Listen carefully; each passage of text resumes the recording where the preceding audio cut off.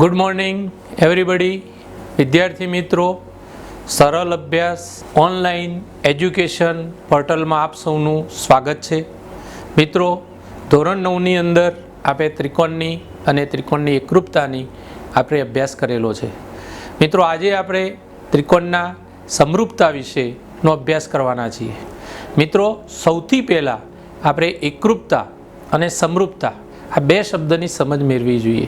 સામાન્ય રીતે બોલવાથી એવું લાગે કે એકરૂપતા અને સમરૂપતા સમાનાર્થી શબ્દો હશે, પણ એવું નથી મિત્રો. એકરૂપતાનો અર્થ અને સમરૂપતાનો અર્થ જુદો છે. ભૂમિતિની દ્રષ્ટિએ તો જુદો છે જ, પણ સાથે સાથે આપણે જે જીવનમાં એકરૂપતા અને સમરૂપતાના જ્યાં જ્યાં ઉપયોગ કરીએ છીએ ત્યાં પણ એ જુદી રીતે આપણે એને તારવીએ છીએ. મિત્રો, આપણા જીવનની અંદર આ બંને વસ્તુઓ સંકળાયેલી છે. ઘણા બધા ઉદાહરણ આપણને મળી શકે કે જેમાં એકરૂપતા દેખાય તો કોઈક જગ્યાએ સમરૂપતા દેખાય. તમે જ્યારે ડ્રોઈંગ કરો છો, કોઈ પણ ચિત્ર દોરો છો, તો એ ચિત્ર અને એ વસ્તુ વચ્ચે ખરેખર એકરૂપતા નથી. આપણે આખું ઝાડ A4 સાઇઝના કાગળની અંદર દોરીએ છીએ તો એ ઝાડનું આખું ચિત્ર એ ઝાડને નિર્દેશ કરે છે, પણ એ ખરેખર ઝાડ નથી. ઝાડની ઊંચાઈ, ઝાડની પહોળાઈ, ઝાડની જે આખો દેખાવ છે એ દેખાવ સરખો લાગે છે, પણ એનો આકાર સરખો હોવા છતાં એનું કદ સરખું નથી. એટલે કે ઊંચાઈ, લંબાઈ, પહોળાઈ એ સરખી નથી. તો આ સમરૂપતા થઈ. હવે એકરૂપતા કોને કહેવાય? તો આપણે રોજ જ્યારે સ્કૂલે જવા માટે તૈયાર થઈએ છીએ ત્યારે આપણું પ્રતિબિંબ અરીસાની અંદર આપણે જોઈએ છીએ. તો અરીસામાં રચાતું જે પ્રતિબિંબ છે સમતલ અરીસાની અંદર, તો એ આપણી ઊંચાઈ જેટલું જ, આપણા કદ જેટલું જ અને બિલકુલ આપણને મળતું આવે છે. તો અહીં આગળ કદ પણ સરખું છે, આકાર પણ સરખો છે. તો આ બંને વસ્તુ જ્યારે સરખી હોય, આકાર અને કદ, ત્યારે એકરૂપતા બને. અને ફક્ત આકાર સરખો હોય પણ કદ સરખા ના હોય. સરખા ના હોય એનો અર્થ કે સમપ્રમાણ હોય. વસ્તુ ઝાડ છે તો ઝાડના સમપ્રમાણમાં આપણે ચિત્ર દોરીએ છીએ. વ્યક્તિ છે તો વ્યક્તિનો ફોટો એના સમપ્રમાણમાં આપણે પાડીએ છીએ. જ્યારે ફોટોગ્રાફર પાસે જઈએ છીએ અને આપણે કહેતા હોઈએ છીએ કે મારો એ પાસપોર્ટ સાઇઝનો ફોટો પાડો. હવે પાસપોર્ટ સાઇઝ, સ્ટેમ્પ સાઇઝ આવા જે શબ્દો બોલીએ છીએ ત્યારે સ્ટેમ્પ સાઇઝ એટલે રેવન્યુ સ્ટેમ્પની જે ટિકિટ આવે એ સાઇઝનો ફોટો. તો એમાં આપણો ભાગ, શરીરનો અડધો ભાગ એમાં સમાઈ જાય છે. ખરેખર આપણું શરીર એટલું નથી, આપણી લંબાઈ પહોળાઈ એટલી નથી, છતાં પણ એ દેખાવથી આપણને સરખા લાગે છે. કોઈપણ વ્યક્તિનો ફોટો જોઈને આપણે વ્યક્તિને ઓળખી શકીએ છીએ. તો આ સમરૂપતા છે. એટલે એકરૂપતા અને સમરૂપતા આપણા જીવનમાં હરપળ સંકળાયેલી છે. તમે જ્યારે કોઈપણ પ્રકારના કપડાં સિલાવા જાઓ છો ત્યારે પણ દરજી જાણે અજાણે એ એકરૂપતાનો ઉપયોગ કરે જ છે. તમારે એક હાથની લંબાઈ માપે પછી બીજા હાથની લંબાઈ લેવાનું ટાળે છે. ખબર છે એને કે આપણા બંને હાથ એકરૂપ છે. બંને હાથની લંબાઈ, પહોળાઈ, એની જાડાઈ એ બધું જ એક સરખું છે. જો કોઈ અપંગતા અથવા તો કોઈ એમાં વિકૃતિ ના હોય તો મિત્રો, આ બધી એકરૂપતા થઈ. આપણે જ્યારે નકશાનો ઉપયોગ કરીએ છીએ, ભારતનો નકશો હોય, ગુજરાતનો નકશો હોય, જિલ્લાનો નકશો હોય, તો એમાં આખો જિલ્લો સમાઈ જાય છે. પણ ખરેખર આખો જિલ્લો સમાયેલો ના કહેવાય. એ એક સમરૂપતા દર્શાવે છે કે ભાઈ આખા જિલ્લાની દેખાવ કેવો છે એ દેખાવ આપણને મળે છે, પણ એની લંબાઈ, પહોળાઈ, ક્ષેત્રફળ એ સમગ્ર ક્ષેત્રફળ આપણે એટલા મોટા કાગળમાં સમાઈ શકીએ નહીં. તો મિત્રો, આવી અનેક ચીજ વસ્તુઓ આપણા ઘરની અંદર અને આપણા જીવનની અંદર એકરૂપતા અને સમરૂપતામાં સમાયેલી છે. મિત્રો, આવો જોઈએ આપણે એકરૂપતા અને સમરૂપતાનો ભેદ. તમારી સમક્ષ એકરૂપ આકૃતિ અને સમરૂપ આકૃતિનો ભેદ દર્શાવેલો છે.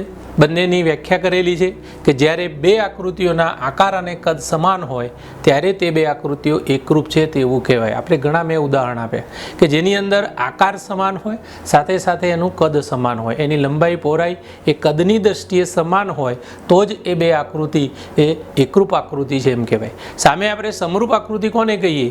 તો જ્યારે બે આકૃતિઓના આકાર સમાન હોય પણ કદ સમાન ન હોય. આ મોટો ફેર છે બંને વચ્ચે. એટલે સમાન કદ ન હોય ત્યારે જે બે આકૃતિઓ બને એ આકૃતિઓ કેવી કહેવાય? સમરૂપ કહેવાય. તમને અહીં બે આકૃતિ રેખાખંડની આપેલી છે. એકરૂપતાની બાજુ જે બંને રેખાખંડ છે AB અને PQ તમે જોઈ શકો છો. બંનેની લંબાઈ 3 સેન્ટીમીટર છે. એટલે એક ઉપર એક આપણે ગોઠવી દઈએ તો બંને એ એક જ દેખાય. એટલે કે એ બિંદુ સાથે P બિંદુ મેચ થાય અને બી બિંદુ સાથે પી બિંદુ મેચ થાય. એટલે આખી લંબાઈ AB બરાબર લંબાઈ PQ છે. તો આ બંને રેખાખંડ એકરૂપ છે એમ કહેવાય. જ્યારે સામે એબી અને પીક્યુ જે રેખાખંડ દોરેલા છે એમાં એબીની લંબાઈ 3 સેન્ટીમીટર છે.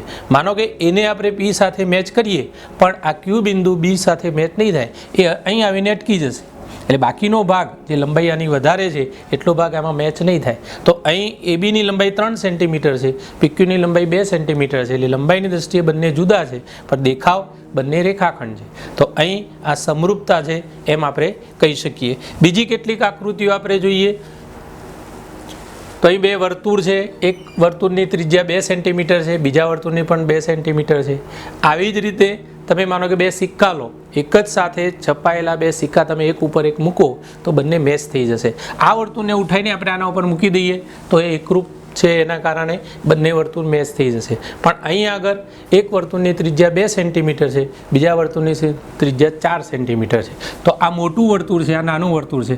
નાના વર્તુળને ઉપર મૂકશું તો એનો બધો ભાગ કવર નહીં કરે. એટલે અહીં આગળ આ 2 આકૃતિ એ સમરૂપ આકૃતિ છે, જ્યારે આ 2 આકૃતિ એ એકરૂપ આકૃતિ છે. એવું ચોરસની બાબતમાં પણ થઈ શકે કે ચોરસની જો બધી બાજુઓ સરખી હોય, 2 સેન્ટીમીટર બધી બાજુ હોય, તો એક ચોરસ બીજા ચોરસ ઉપર બંધબેસતો આવશે. તો આ બંને આકૃતિનો આકાર તો સરખો છે જ, પણ સાથે સાથે બંનેનું કદ પણ સરખું છે, બંનેની લંબાઈ બાજુઓની સરખી છે, ખૂણા પણ 90-90 અંશના બધા સરખા છે. તો અહીં કહી શકાય કે બંને ચોરસ એકબીજા સાથે એકરૂપ છે. જ્યારે અહીં આગળ એક ચોરસની લંબાઈ 2 સેન્ટીમીટર છે, બીજા ચોરસની લંબાઈ 3 સેન્ટીમીટર છે. દેખાવથી જ આપણને ખબર પડી જાય કે બંને એકબીજા ઉપર મેચ અથવા તો બંધબેસતા થવાના નથી. આની ઉપર આપણે મૂકીશું 2 સેન્ટીમીટરનો તો કેટલોક ભાગ ઢંકાયા વગરનો રહી જશે. તો કહી શકાય કે ભાઈ 2 ચોરસ હોવા છતાં બંને સમરૂપ આકૃતિઓ છે, આ બંને આકૃતિઓ એકરૂપ નથી. એટલે એકરૂપતા અને સમરૂપતા વચ્ચેનો જે ભેદ છે એ આપણે આ વિવિધ આકૃતિઓ દ્વારા સમજી શકીએ એમ છે. સમબાજુ ત્રિકોણ અને એ જ રીતે આ બાજુ પણ સમબાજુ ત્રિકોણ છે. સમબાજુ ત્રિકોણમાં અહીં 2 સેન્ટીમીટર લંબાઈવાળા બાજુવાળા ત્રિકોણ છે, બીજો પણ એટલી જ લંબાઈવાળો ત્રિકોણ છે. આને નામ માનો કે હું એબીસી આપું, આને નામ માનો કે પીક્યુઆર આપું. તો અહીં બંને ત્રિકોણની બાજુઓ સમાન છે, એક ઉપર એક મેચ થઈ જશે, ગોઠવાઈ જશે. તો અહીં ખૂણા પણ એકરૂપ થશે અને બાજુઓ પણ એકરૂપ થશે. તો અહીં ત્રિકોણ બંને સમબાજુ ત્રિકોણ કેવા છે? એકરૂપ છે. અહીં પણ બંને ત્રિકોણ સમબાજુ તો છે, પણ મિત્રો ફેર કયો છે કે પહેલો જે ત્રિકોણ છે એબીસી એ 2 બાજુ સેન્ટીમીટર બાજુવાળો છે, જ્યારે આ ત્રિકોણ પીક્યુઆરમાં બાજુઓની લંબાઈ 4 સેન્ટીમીટર છે. એટલે કે લંબાઈની દ્રષ્ટિએ બંને બાજુઓના માપ સરખા નથી. પણ જો એનો ગુણોત્તર લઈએ આપણે કે 2/4, 2/4, 2/4, તો બધી બાજુઓના કોઈ પણ બાજુ સાથે તમે ગુણોત્તર લેશો તો એ બાજુઓનો જે ગુણોત્તર છે સમાન આવશે. જ્યારે અહીં તમે ગુણોત્તર લેશો તો 2/2, 2/2, 2/2 એ પણ એક સમાન આવશે. એટલે અહીં ખૂણા એકરૂપ છે અને બાજુઓ પણ સમાન છે, એટલે બાજુઓ પણ એકરૂપ છે. જ્યારે અહીં એવું નહીં કહી શકીએ આપણે, અહીં ખૂણા એકરૂપ છે કારણ કે સમબાજુ ત્રિકોણ છે એટલે બધા ખૂણા 60 ના થાય. એટલે બંને ત્રિકોણમાં ખૂણા તો સરખા છે પણ બાજુઓ સરખી છે એમ ના કહી શકાય. બાજુઓ એકબીજાની સાથે કેવી છે તો સમપ્રમાણ છે, એટલે સમપ્રમાણ શબ્દ વપરાશે. તો અહીં બાજુઓ સમપ્રમાણ છે અને ખૂણાઓ એકરૂપ છે, તો આ બંને ત્રિકોણ એ એકરૂપ ત્રિકોણો કહેવાય. અને અહીં જે સમબાજુ ત્રિકોણ છે એ બંને એકરૂપ ત્રિકોણો કહેવાય. મિત્રો આગળ વધીએ. ત્રિકોણની સમરૂપતાના આધારે કોને કહી શકશી? તો આપણે વિવિધ પ્રકારની આકૃતિ જોઈ કે ભાઈ એકરૂપ આકૃતિ કોને કહેવાય અને સમરૂપ આકૃતિ કોને કહેવાય. હવે 2 ત્રિકોણની જ આપણે વાત કરવી છે. આખું પ્રકરણનું ફોકસ આપણું ત્રિકોણ ઉપર છે, એટલે આપણે ત્રિકોણની એકરૂપતા અને સમરૂપતાની વાત કરવાના છીએ. તો એકરૂપ ત્રિકોણની સમગ્ર વાત આપણે ધોરણ 9ની અંદર શીખી ગયા છે. એની વિવિધ જે શરતો છે એનો અભ્યાસ પણ આપણે કર્યો છે અને શરતો આધારિત કેટલાક પ્રમેય અને દાખલા પણ આપણે જોયા છે. હવે એ જ પ્રમાણે આપણે ત્રિકોણની સમરૂપતાને ધ્યાનમાં રાખી એની વ્યાખ્યા, પછી એના પ્રકાર, જુદી જુદી એની ગુણધર્મો અને સાથે સાથે એ ગુણધર્મો આધારિત એના ઉદાહરણ પણ આપણે જોવાના છીએ. મિત્રો, તો ત્રિકોણની સમરૂપતાની વ્યાખ્યા આવું કંઈક કહી શકાય કે જો 2 ત્રિકોણના અનુરૂપ ખૂણાઓ સમાન હોય અને તેમની અનુરૂપ બાજુઓના ગુણોત્તર સમાન હોય તો તે 2 ત્રિકોણ સમરૂપ છે એમ કહેવાય. મિત્રો, અગત્યની બાબત એ છે કે ખૂણા માટે અને બાજુ માટે આ 2 શબ્દો અગત્યના છે. ખૂણા કેવા હોવા જોઈએ તો એકરૂપ હોવા જોઈએ. એકરૂપનો અર્થ કે ખૂણાઓ બંને ત્રિકોણના ખૂણાઓના માપ અનુરૂપ ખૂણા, એટલે જે ખૂણા સાથે જે ખૂણો મેચ થતો હોય એ ખૂણાનું માપ સરખું હોવું જોઈએ. જ્યારે બાજુઓના માપ સરખા હોવા એવું જરૂરી નથી, હોઈ પણ શકે, પણ ના હોય તો શું થવું જોઈએ તો બાજુઓની માપના ગુણોત્તર એ સરખા થવા જોઈએ. અને જ્યારે ગુણોત્તર સરખા થાય ત્યારે સમજવાનું કે બાજુઓ સમપ્રમાણ છે. અને એ ત્રણે ત્રણ બાજુઓના ગુણોત્તર સરખા થવા જોઈએ, તો જ કહી શકાય કે બંને ત્રિકોણ સમરૂપ છે. એટલે સમરૂપતાની વ્યાખ્યા આ રીતે આપણે આપી શકીએ કે જો બે ત્રિકોણના અનુરૂપ ખૂણાઓ સમાન હોય અને તેમની અનુરૂપ બાજુઓના ગુણોત્તર સમાન હોય તો તે બે ત્રિકોણ સમરૂપ છે. અહીં તમને આકૃતિમાં ત્રિકોણ ABC અને ત્રિકોણ PQR દર્શાવ્યા છે. તમને બાજુઓમાં AB બાજુનું માપ 2 આપ્યું છે, BC બાજુનું માપ 3 એકમ છે, AC બાજુનું માપ 4 એકમ છે. આ બાજુ PQ નું માપ 4 એકમ છે, QR નું માપ 6 એકમ છે અને PR નું માપ 8 એકમ છે. માપની દ્રષ્ટિએ જોઈએ તો બંને ત્રિકોણ જુદા જુદા માપ દર્શાવે છે, પણ ખૂણાની દ્રષ્ટિએ એ ખૂણા સાથે P ખૂણો મેચ થાય છે, B ખૂણા સાથે Q ખૂણો મેચ થાય છે અને C ખૂણા સાથે R ખૂણાનું માપ સરખું થાય છે, મેચ થાય છે એનો અર્થ. તો એ રીતે અહીં આપણે જોઈએ તો અનુરૂપ ખૂણાઓ એંગલ A સાથે એંગલ B નું માપ સરખું છે, એંગલ B સાથે એંગલ Q નું માપ સરખું છે અને એંગલ C સાથે એંગલ R નું માપ સરખું છે. એટલે ત્રિકોણ ABCના ત્રણે ત્રણ ખૂણા સામે ત્રિકોણ PQRના ત્રણે ત્રણ ખૂણા સાથે એના માપ સરખા છે. એટલે ખૂણાઓ એકરૂપ છે એ અર્થ થયો.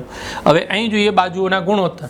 તો AB બાજુની સાથે માનો કે આપણે PQ બાજુનો ગુણોત્તર લઈએ તો AB અપોન PQ તો એનો ગુણોત્તર આવશે 2/4, તો એ જવાબ આવશે 1/2, એટલે બરાબર 1/2 આવશે.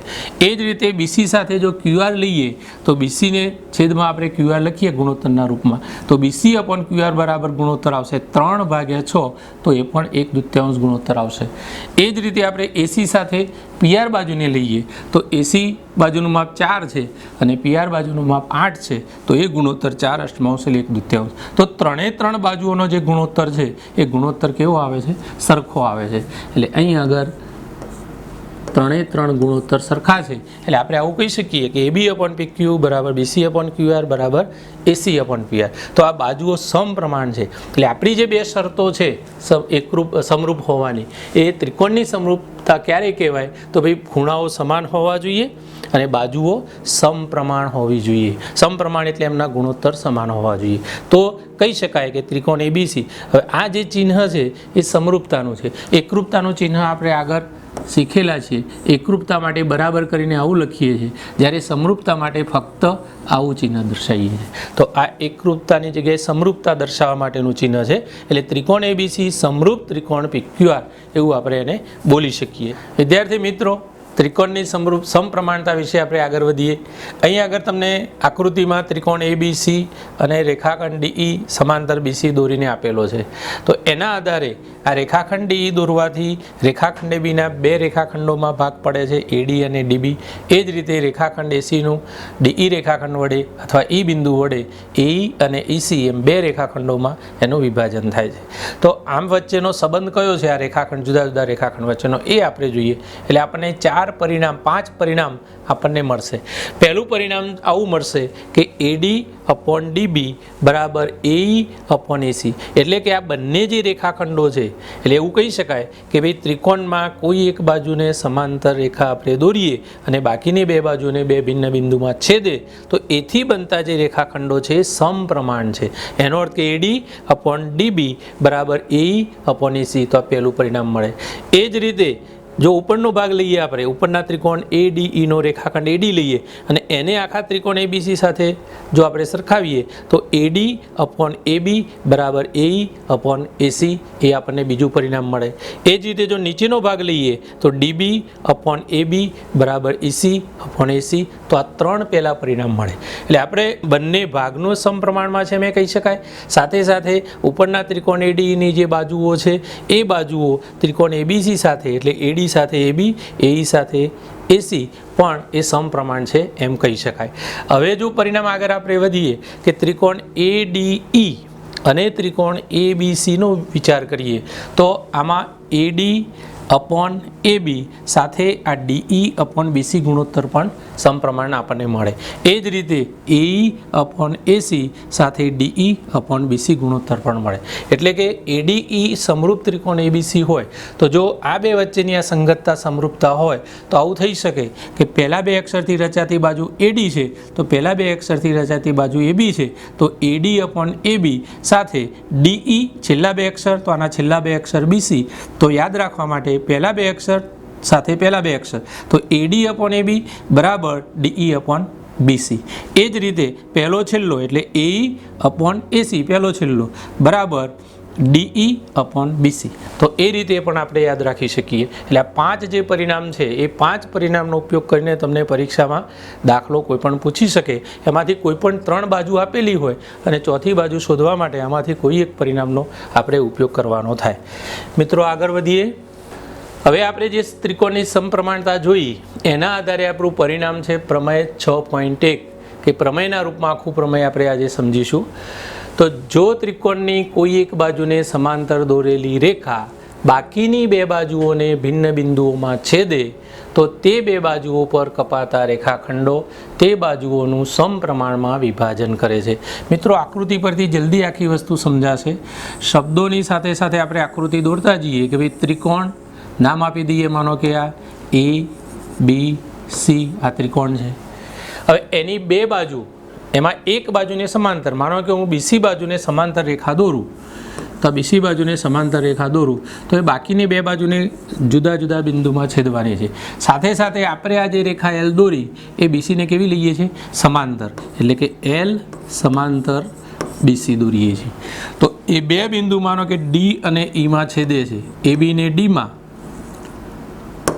અને AC ને માનો કે E માં છેદે છે. તો આ બંને રેખાખંડો જે બનશે AD અને BD, AE અને AC એ સમપ્રમાણ છે એવું આપણે કંઈક સાબિત કરવું છે. તો આનો પક્ષ અને સાધ્ય. પક્ષ એટલે આપણને કઈ વસ્તુ આપેલી છે, જે વસ્તુ આપણે જાણીએ છીએ અથવા આપેલી છે પક્ષમાં આવે, આપણી સાઈડ આવે એટલે પક્ષ આપણા પક્ષમાં, અને જે સાબિત કરવું છે એ આપણું સાધ્યમાં આવશે. તો પક્ષ અને સાધ્ય તો આપણે સરળતાથી લખી શકીએ કે અહીં ત્રિકોણ, તો ત્રિકોણનું નામ આપી દઈએ તો ABC. એટલે ત્રિકોણ ABCમાં શું આપેલું છે આપણને? તો BC ને સમાંતર રેખા આપેલી છે જે AB ને D માં અને AC ને E માં છેદે છે. એટલે યાદ રહી જાય એવું છે. આકૃતિ પરથી જ પક્ષ અને સાધ્ય આપણે લખી શકીએ એમ છે. પક્ષમાં લખવાનું છે કે ત્રિકોણ ABCમાં BC ને સમાંતર રેખા AC ને B માં, AC ને E માં અને AB ને D માં છેદે છે. તો એ આપણો પક્ષ થયો. સાબિત શું કરવું છે? તો આ બંને ભાગ સમપ્રમાણ છે. એટલે AD અપોન DB, એટલે આ AD ભાગ ભાગ્યા DB બરાબર AE અપોન EC એ આપણું સાધ્ય થશે. તો આ પ્રમેયની સાબિતી આપણે જોઈએ. અહીં જે આકૃતિ છે સાધ્ય પ્રમાણે અને પક્ષ પ્રમાણે આપણે જોઈએ તો ત્રિકોણ ABC છે એમાં DE એ BC ને સમાંતર છે. એટલે કે AB ને D માં છેદે છે, AC ને E માં છેદે છે. આપણે વધારાની એક રચના કરીએ છીએ આમાં કે આ E એ AB પર એક લંબ દોરીએ છીએ. માનો કે અહીં DM લંબ AC અને આ EN લંબ AB. તો અહીંથી આપણી શરૂઆત થાય કે સાબિતીની શરૂઆત શું કરીએ છીએ? આપણે એક રચના કરી. શું રચના કરી? તો આ EN લંબ AB અને આ DM લંબ AC. તો BE અને CD જોડો. પછી આપણે આ જે રેખાખંડો છે એ બંને રેખાખંડોને જોડી દઈએ છીએ. એટલે આટલી આપણી રચના છે. આ બંને રચનાઓ આપણે કરીએ છીએ. એટલે આકૃતિમાં ફરી એકવાર સમજી લઈએ કે આપણે ત્રિકોણ ABC બનાવીએ છીએ.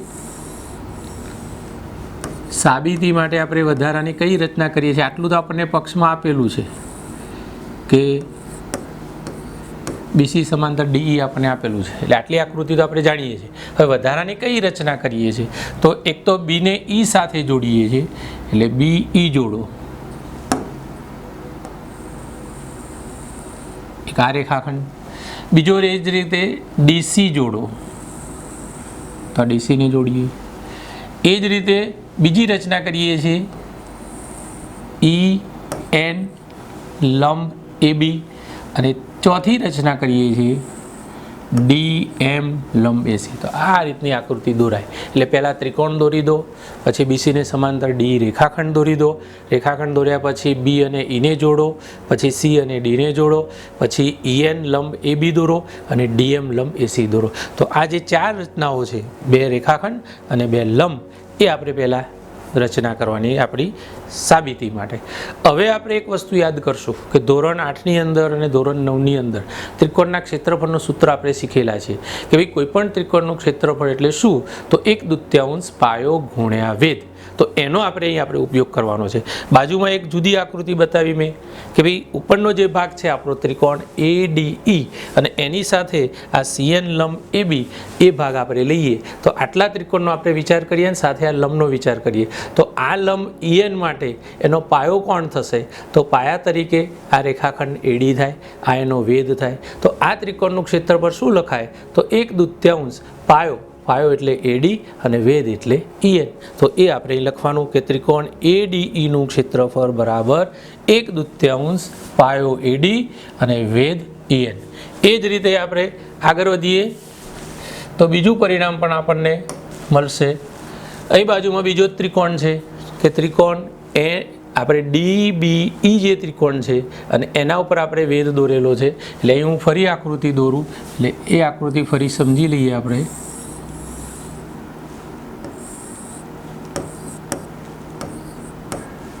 આ ABC એની સાથે આપણે આ B જોડીએ છીએ અને આ રેખાખંડ EN એનો વેધ છે.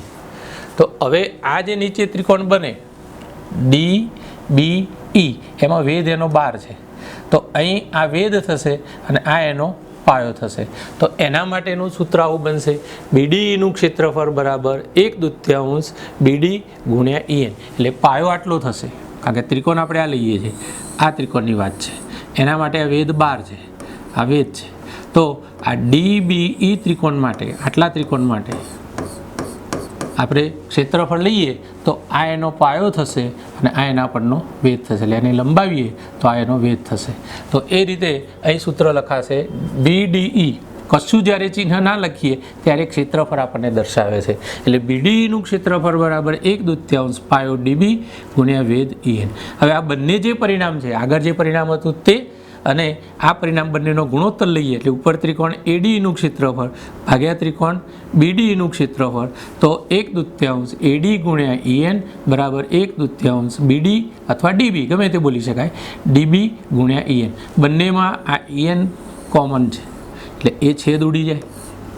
તો આપણને પરિણામ આવું મળે ADE નું ક્ષેત્રફળ બરાબર 1/2 AE ગુણ્યા DM. એટલે પરિણામ આવું મળશે ADE અપોન BDE બરાબર આ 1/2 પણ સમાન ગુણોત્તર છે, એ પણ ઉડી જશે. એટલે અહીં આવું લખી શકીએ ADE અપોન BDE બરાબર AD અપોન DB. આને આપણે પરિણામ નંબર 1 કહીએ. હવે આપણે ત્રિકોણ ADE નો ફરી વિચાર કરીએ અને એમાં આપણે આ ADEમાં વેધ બદલીશું એટલે પાયો બદલાઈ જશે. એટલે DM એ વેધ તરીકે લઈશું. એટલે આ DM વેધ છે અને આ AE પાયો છે. તો આનો ક્ષેત્રફળનું સૂત્ર શું લખાય? તો ADE નું ક્ષેત્રફળ બરાબર 1/2 પાયો AE ગુણ્યા વેધ DM થાય. એટલે અહીંયા ત્રીજું સૂત્ર આવ્યું. પહેલું ત્રિકોણ આપણે કયો લીધો? પહેલો ત્રિકોણ લીધો ADE. એની સાથે કયો ત્રિકોણ લીધો? તો DBE ત્રિકોણ. હવે આપણે કયો ત્રિકોણ લઈએ છીએ? ADE ફરી લઈએ છીએ પણ પાયો અને વેધ બદલીએ છીએ. અને એની સાથે એનો નીચેનો જે ત્રિકોણ છે આ ત્રિકોણ, આની આપણે વાત કરશું. તો આ બે ત્રિકોણ માટેના પરિણામ આપણે જોઈએ આગળ. તો DEC નું ક્ષેત્રફળ અહીં દોરેલું જ છે. DEC નું ક્ષેત્રફળ બરાબર આ એનો વેધ છે અને આ એનો EC એનો પાયો છે. એટલે 1/2 EC ગુણ્યા DM. અને એ બંને પરિણામનો ગુણોત્તર લઈએ તો ફરી ADE અપોન DEC બરાબર 1/2 AE ગુણ્યા DM, 1/2 EC ગુણ્યા DM. તો એ પણ મિત્રો જુઓ DM બંનેમાં કોમન છે એટલે આ ઉડી જશે. બંનેમાં 1/2 કોમન છે અંશ અને છેદમાં, ઉડી જશે. એટલે આપણને બીજું પરિણામ મળશે ADE અપોન DEC બરાબર AE અપોન EC. હવે અગત્યની બાબત એ છે મિત્રો, યાદ રાખવા જેવી કે અહીં આપણો ત્રિકોણ DEC અને આગળના પરિણામનો જે ત્રિકોણ છે બંને કેવા ત્રિકોણ છે? તો એ આકૃતિ કંઈક આવી બને છે.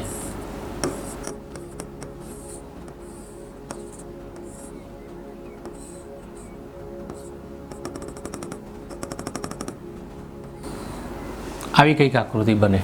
આપણે ધોરણ 9ની અંદર એક પરિણામ શીખી ગયા છે કે બે સમાંતર રેખાઓની વચ્ચે, આ બે સમાંતર રેખાઓ એની વચ્ચે એક જ પાયા પર આવેલા બે ત્રિકોણ સમક્ષેત્ર હોય છે. અહીં પાયો બંનેનો BC છે એટલે ત્રિકોણ આ DBC અને આ ત્રિકોણ EBC એ બંને સમક્ષેત્ર છે. એનો અર્થ કે એમના ક્ષેત્રફળ સરખા છે. એટલે આ DEC અને આગળનું જે પરિણામ છે એમાં EBC એ બંને ત્રિકોણના ક્ષેત્રફળ સરખા છે. બંને પરિણામમાં ADE એ તો સમાન છે જ. એટલે હવે આપણે કહી શકીએ કે BDE અને DEC એક જ પાયા DE પર આવેલા અને સમાંતર રેખાઓની BC અને D વચ્ચે આવેલા છે, માટે એ સમક્ષેત્ર છે. એ પરિણામ 3. એટલે પરિણામ 1, 2 અને 3 પરથી આપણે એવું કહી શકીએ કે AD/DB બરાબર AE/EC. અને આ જે પરિણામ છે આપણું સાધ્યનું છે, વિધાન છે. એટલે સાધ્યમાં જે આપણે સાબિત કરવું હતું કે AD/DB બરાબર AE/EC એ આપણે અહીં મેળવી શક્યા. તો આ રીતે આખું જે પ્રમેય છે એ ત્રિકોણના ક્ષેત્રફળના સૂત્ર આધારિત છે. 4 વખત આપણે ત્રિકોણના ક્ષેત્રફળના સૂત્રનો ઉપયોગ કરીએ છીએ. 1/2 પાયો ગુણ્યા વેધ. એટલે પાયો અને વેધ બદલીને ત્રિકોણ ADE 2 વખત અને એ જ રીતે નીચેના ત્રિકોણ BE અને D સાથે એ જ રીતે D, C અને E ત્રિકોણ, આ 4 ત્રિકોણનો ઉપયોગ કરી અને આપણે સરળતાથી પ્રમેય યાદ રાખી શકીએ છીએ. અને સાથે સાથે આ પ્રમેય આપણને 4 માર્કની અંદર પરીક્ષાની અંદર પૂછાયું IMP પ્રમેય છે. એટલે તમે મિત્રો રોજ એક વખત એની લખવાની પ્રેક્ટિસ કરી દો, એની આકૃતિઓ જુદી જુદી સાથે પરિણામ સાથે યાદ રાખો તો સરળતાથી તમે 4માંથી 4 ગુણ મેળવી શકો. એટલું સરસ આ પ્રમેય છે અને આને સમપ્રમાણતાના મૂળભૂત પ્રમેય તરીકે પણ ઓળખવામાં આવે છે. એટલે મિત્રો ઘણી વખત પરીક્ષાની અંદર પ્રશ્ન જ્યારે પૂછાય ત્યારે એવું પણ બની શકે કે સીધું એનું વિધાન ના પૂછે, પણ એવું પૂછે કે ભાઈ સમપ્રમાણતાનો મૂળભૂત પ્રમેય લખો અને સાબિત કરો. તો આપણે આ પ્રમેયનું જે વિધાન છે એટલે કે જે પ્રતિજ્ઞા છે એ પણ યાદ રાખવી પડે અને લખવી પડે, એનો 1 ગુણ મળે. અને સાબિતી, પગ સાધ્ય અને સાબિતી લખીએ એનો મોટાભાગે પગ સાધ્ય ના લખો તો વાંધો આવતો નથી, પણ પગ સાધ્ય લખવું એટલા માટે સારો છે કે પગ સાધ્ય સુધી લખો તો પણ 1 ગુણ તમને મળી શકે. એટલે એ રીતે સાબિતીના 3 ગુણ છે અને એનું પ્રમેયનું વિધાન લખીએ એનો 1 ગુણ છે. એમ કરીને 4 ગુણમાં આ પ્રમેય આપણને પૂછાય છે. મિત્રો હવે કેટલીક શરતોનો આપણે ઝડપથી અભ્યાસ કરી લઈએ. જે રીતે એકરૂપતાની શરતો હતી એ જ રીતે સમરૂપતામાં પણ કેટલીક શરતો છે અને એ શરતો આ પ્રમાણે આવેલી છે. પહેલી શરત છે ખૂ શરત. નામ પરથી જ ખ્યાલ આવી જાય એવો છે કે ભાઈ 2 ત્રિકોણ વચ્ચેની કોઈ સંગતતા માટે અનુરૂપ ખૂણાઓ એટલે 3 જોડના ખૂણા જો એકરૂપ હોય એટલે કે સમાન હોય, માપ સરખા હોય તો એ બંને ત્રિકોણ એ સમરૂપ ત્રિકોણ છે એમ આપણે કહી શકીએ. એટલે જો 2 ત્રિકોણમાં અનુરૂપ ખૂણાઓ સમાન હોય તો તેમની અનુરૂપ બાજુઓની જોડના ગુણોત્તર સમાન હોય અને તેથી તે 2 ત્રિકોણ સમરૂપ છે. એટલે એકરૂપ હશે એટલે સમાન હશે તો આપોઆપ એમની સામેની બાજુઓ સમાન જ થવાની છે અને સમાન બાજુ હશે એટલે ગુણોત્તર પણ સમાન જ થવાના છે. એટલે શરતમાં ફક્ત જો 3 ખૂણાની જોડ 2 ત્રિકોણની એકરૂપ આપેલી હોય તો પણ એ 2 ત્રિકોણ એ સમરૂપ થશે ને થશે એવી આ શરત આપણને કંઈક કહેવા માગે છે. બીજી શરત છે આપણી ખૂ શરત. હવે ખૂ 3 જોડની વાત હતી, હવે ફક્ત 2 જોડની વાત આવી. સીધી વાત છે કે આપણે ત્રિકોણમાં જાણીએ છીએ કે ભાઈ 2 ત્રિકોણ આપેલા હોય કે ત્રિકોણ ABC અને PQR. હવે માનો કે તમને 2 જોડ એટલે કે એંગલ A સાથે એંગલ P એકરૂપ આપ્યો હોય, એંગલ B સાથે એંગલ Q એકરૂપ આપ્યો હોય. ત્રીજા ખૂણાનું માપ ભલે આપણે જાણતા નથી માનો કે, છતો આ બંને ત્રિકોણની સંગતતા વિશે કહેવું હોય તો કહી શકાય કે ભાઈ ત્રિકોણના 3 ખૂણાનો માપનો સરવાળો 180 છે. માની લઈએ કે ભાઈ આ ખૂણાનું માપ 50 છે, આ ખૂણાનું માપ માનો કે 60 છે, તો એ જ રીતે અહીં પણ આ ખૂણાનું માપ 50 થાય, આ ખૂણાનું માપ 60 થાય. તો આપોઆપ આપણને C અને R નું માપ મળી જાય. તો ત્રીજો ખૂણાનું માપ 6 અને 5 11 એટલે 110. 180માંથી 110 બાદ કરો એટલે આપોઆપ 70 આવશે. આ પણ 110 બાદ કરો એટલે 70. એટલે આપોઆપ ત્રીજો ખૂણો એકરૂપ થવાનો જ છે. એટલે ખાલી ફક્ત 2 ખૂણા જો એકરૂપ આપ્યા હોય તો પણ બંને ત્રિકોણની શરત ખૂ શરતનું સમાધાન થઈ જ જાય છે. એટલે કહી શકાય કે જો કોઈ એક ત્રિકોણના 2 ખૂણાઓ અનુક્રમે બીજા ત્રિકોણના 2 ખૂણાઓને સમાન હોય તો પણ એ 2 ત્રિકોણ કેવા થશે? સમરૂપ જ થશે. એટલે આ મિત્રો અગત્યની બાબત છે. એટલે ફક્ત 2 ખૂણાની જોડ જો સમાન હોય 2 ત્રિકોણ વચ્ચે તો પણ એ બંને ત્રિકોણ વચ્ચે સમરૂપતા છે એમ કહી શકાય. ત્રીજી જોડ છે બા. એટલે કે બાજુ બાજુ બાજુ, કે જે બે ત્રિકોણની સંગતતા માટે, એના શિરોબિંદુ વચ્ચેની કોઈ સંગતતા માટે માનો કે એની ત્રણે ત્રણ બાજુઓ એકરૂપ હોય, અનુરૂપ બાજુઓ જો એકરૂપ હોય તો એ ત્રિકોણ એકરૂપ કહેવાય. એ આપણે શરત 9મા ધોરણમાં બાબા શરત એકરૂપતાના અર્થમાં શીખ્યા હતા. હવે આપણે એ શબ્દ વાપરવાનો છે બા ખરો, પણ સમરૂપતા માટે બાજુ એકરૂપ નહીં, પણ બાજુઓ માટેનું માપ કેવા હોવા જોઈએ? તો આ અગત્યનો શબ્દ છે આપણા માટે, સમપ્રમાણ. એટલે બે ત્રિકોણમાં કોઈ એક ત્રિકોણની બાજુઓ બીજા ત્રિકોણની અનુરૂપ બાજુઓને સમપ્રમાણમાં હોય, એટલે સમપ્રમાણમાં હોવું એટલે એમના ગુણોત્તર સમાન હોય. તો આપણે આગળ શીખી ગયા તો તેમના અનુરૂપ ખૂણાઓ સમાન જ થશે અને તેથી એ બે ત્રિકોણ પણ કેવા થશે? સમરૂપ જ થશે. એટલે સમરૂપતા માટે બાજુઓ જો ખાલી સમપ્રમાણ હોય, ખૂણા વિશે આપણે કશું જાણતા ના હોય, તો પણ કહી શકીએ કે જો ત્રણે ત્રણ બાજુઓ સમપ્રમાણમાં હોય, એટલે ત્રણે ત્રણ બાજુઓના બંને ત્રિકોણની બાજુઓના ગુણોત્તર સમાન હોય, તો પણ એ બે ત્રિકોણ સમરૂપ છે એમ કહી શકાય. છેલ્લી શરત છે બાખુબા, જે આપણે એકરૂપતાની અંદર પૂર્વધારણાના રૂપમાં શીખ્યા હતા. બાખુબા પૂર્વધારણા અહીં આપણે શરતના રૂપમાં શીખીએ છીએ બાખુબા, કે જો કોઈ ત્રિકોણનો એક ખૂણો બીજા ત્રિકોણના કોઈ એક ખૂણા સાથે સમાન હોય અને આ ખૂણાઓ જે બાજુઓના અંતર્ગત હોય તે બાજુઓ સમપ્રમાણમાં હોય તો તે બે ત્રિકોણ સમરૂપ હોય. એટલે કે અહીં આપણે આવું કહી શકીએ કે ભાઈ બે ત્રિકોણ વચ્ચે માનો કે આ ત્રિકોણ એ બી સી અને આ ત્રિકોણ માનો કે પી ક્યુ આર. હવે આ શરત પ્રમાણે જોવું હોય તો માનો કે એ બી સાથે આ બાજુ પી ક્યુ સમપ્રમાણ હોય, એટલે આવું લખી શકાય એ બી અપોન પી ક્યુ. માનો કે આ બીસી બાજુ સાથે આ ક્યુ આર બાજુ સમપ્રમાણ હોય તો આમ લખી શકાય બીસી અપોન ક્યુ આર. તો બંને વચ્ચે એટલે કે એ બી અને બીસી વચ્ચેનો ખૂણો બી અને પીક્યુ અને ક્યુઆર વચ્ચેનો ખૂણો ક્યુ, તો આ બંને ખૂણા એકરૂપ હોય એટલે બીજી શરત આપણી એંગલ બી એકરૂપ એંગલ ક્યુ. તો આ બે બાજુઓ સમપ્રમાણ થઈ અને વચ્ચેનો ખૂણો અંતર્ગત ખૂણો એકરૂપ થયો તો કહી શકાય કે જે બે ખૂણા એકરૂપ હોય એ બે ખૂણા જેની અંતર્ગત હોય એવી બાજુઓ જો સમપ્રમાણ હોય તો કહેવાય કે બંને ત્રિકોણ કેવા છે? સમરૂપ ત્રિકોણ છે. એકરૂપ નહીં પણ સમરૂપ ત્રિકોણ છે. તો આ આપણી શરત બાખુબા. તો મિત્રો આ જ રીતે એકરૂપતાની જેમ જ આપણે સમરૂપતાની શરતોનો અભ્યાસ કર્યો. હવે આગળ આપણે એ પરિણામનો ઉપયોગ કરી અને વિવિધ દાખલા વિશે વિચારીશું. તો આજે અહીં સુધી આપણે સમરૂપતાનું પ્રમેય અને એ પ્રમેય આધારિત શરતોનો અભ્યાસ કર્યો છે. ફરી જ્યારે આપણે મળીશું ત્યારે તમે આનો એક વખત અભ્યાસ કરી પ્રમેયની બરાબર તૈયારી કરી અને આ શરતોનો અભ્યાસ કરી અને આવશો તો આપણને સરળતાથી આગળનો ભાગ પણ આપણે સમજી શકીશું.